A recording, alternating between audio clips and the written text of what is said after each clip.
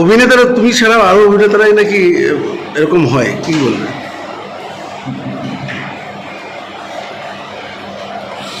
এইটাই একটু আগের খবর সরিয়ে দিয়েছে, কিছু তো বলো।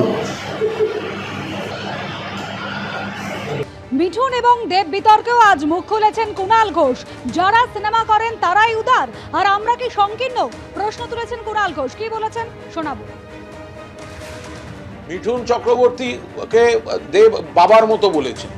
মিঠুন চক্রবর্তী মমতা বন্দ্যোপাধ্যায় এবং অভিষেক বন্দ্যোপাধ্যায়কে ব্যক্তিগত আক্রমণ করছেন।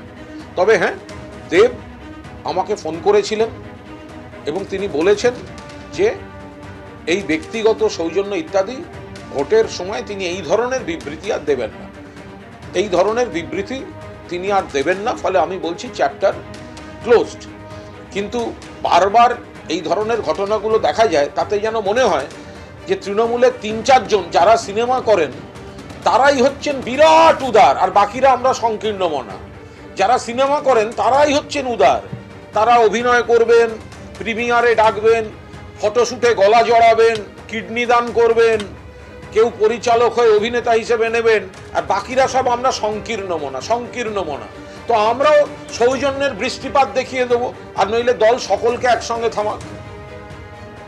দলের কি বক্তব্য? তৃণমূল বলছে সাম্প্রতিককালে করা কুণাল ঘোষের মতামত দলের পরিপন্থী, তাই তৃণমূলের রাজ্য সাধারণ সম্পাদকের পদ থেকে সরিয়ে দেওয়া হলো কুণাল ঘোষকে। দেব কি বলেছেন দেখুন। অভিনেতারা তুমি ছাড়াও আরো অভিনেতারাই নাকি এরকম হয়, কি বলবে?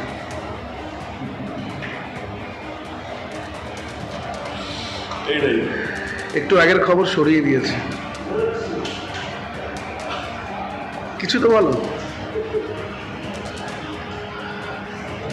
যে বড় খবর আমরা নজর রেখেছি, তৃণমূল কংগ্রেসের রাজ্য সাধারণ সম্পাদকের পদ থেকে অপসারিত কুণাল ঘোষ। সাম্প্রতিককালে করা কুণাল ঘোষের মতামত দলের পরিপন্থী। এগুলি সম্পূর্ণ কুণাল ঘোষের ব্যক্তিগত মতামত। কুণাল ঘোষের মতামত দলের নীতির সঙ্গে সামঞ্জস্যপূর্ণ নয়। তৃণমূল কংগ্রেসের সদর দপ্তরের করা মতামতই দলের মতামত।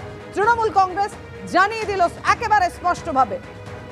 আগেই দলের মুখপাত্রের পদ থেকে অব্যাহতি দেওয়া হয়েছে কুণাল ঘোষকে, আর এবার রাজ্য সাধারণ সম্পাদকের পদ থেকে সরিয়ে দেওয়া হলো কুণাল ঘোষকে। তৃণমূল কংগ্রেসের প্রেস বিবৃতি দিয়ে তৃণমূল কংগ্রেসের তরফে এমনটাই জানানো হয়েছে। কুণাল ঘোষের মতামত দলের নীতির সঙ্গে সামঞ্জস্যপূর্ণ নয়, সম্পূর্ণ কুণাল ঘোষের ব্যক্তিগত মতামত। একেবারে প্রেস রিলিজ করা হয়েছে তৃণমূলের তরফে, বিবৃতি দিয়ে জানিয়ে দেওয়া হয়েছে এবং রাজ্য সাধারণ সম্পাদকের পদ থেকে সরিয়ে দেওয়া হলো কুণাল ঘোষকে।